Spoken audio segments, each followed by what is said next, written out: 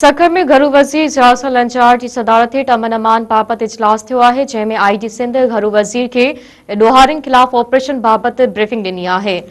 तफ़सील वधीक मालूम कई इनायत भट्टी का। जी इनायत, छा तफ़सील आहे?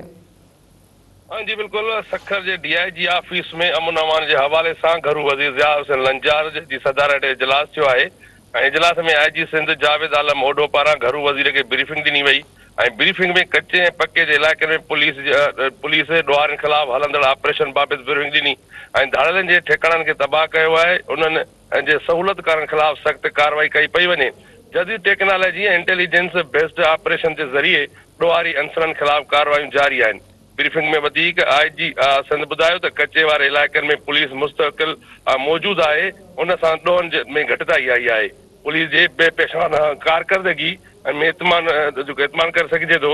उन में घरू वज़ीर सिंध चयो त कच्चे ऐं पक्के के इलाक़नि में ॾोहनि जे ख़ात्मे लाइ गॾियल हिकमत अमली अख़्तियार कई वई आहे।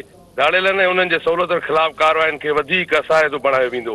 रियासती रथ के चैलेंज कंदड़ खे सख़्तीअ सां जवाब ॾियणो पवंदो। अमन अमान जी क़याम लाइ सभु वसीला इस्तेमाल करे रहिया आहियूं। अवाम जी जान ऐं माल जे तहफ़ुज़ में का भी कोताही बर्दाश्त न कई वेंदी।